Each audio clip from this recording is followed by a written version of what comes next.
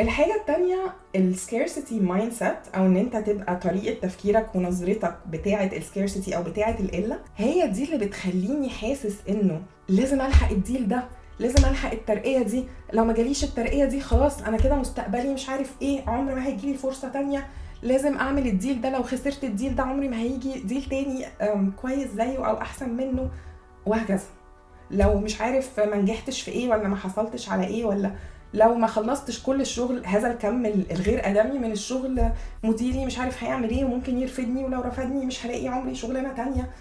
كل الكلام ده scarcity mindset. لكن لو انا في نفس الظروف بالظبط بس بفكر من abundance mindset، هبقى بعمل كل اللي عليا، بعمل اقصى مجهود اقدر اعمله، ولكن انا بفكر انه انا بعمل كل اللي عليا عشان احس ان انا عملت كل اللي عليا، فانا ابقى راضي عن نفسي وضميري مرتاح، وبعد كده النتيجه بتاعت ربنا. فحتى لو ما جاليش الترقيه دي ممكن ربنا يعوضني بحاجه تانية لو انا فعلا كنت استاهلها. لو ما جاش الديل ده ما هواش اخر ديل في الدنيا، لو ما جاتش مش عارف ايه ما هياش اخر واحده في الدنيا، وهكذا. هي دي الاباندنس مايند سيت.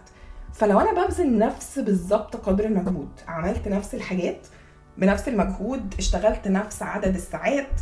انتجت نفس الحاجه، بس واحد يعني شخصين، واحد بالمايند سيت بتاع الاباندنس، واحد بالمايند سيت بتاع السكيرسيتي، هم عملوا نفس المجهود وطلعوا نفس الانتاج في الاخر، بس بتاع السكيرسيتي اعصابه اتحرقت في خلال الفتره دي، وبتاع الاباندنس اعصابه ما اتحرقتش، هو عمل نفس المجهود بس طريقه تفكيره مش بتحرق اعصابه. بلس انه اللي جاي من abundance mindset يوم ما يحس ان هو خلاص مش قادر، انا خلاص اعصابي وجسمي محتاجين ان انا استريح، هستريح، لاني عارف انها مش اخر الدنيا، ولو كام ساعه الراحه ولا كام ساعه النوم، ولا لو روحت يوم في معادي هو ده اللي هيخلي الترقيه دي ما تجيش، يبقى خلاص هي مش مكتوبه لي وهيجي حاجه تانية.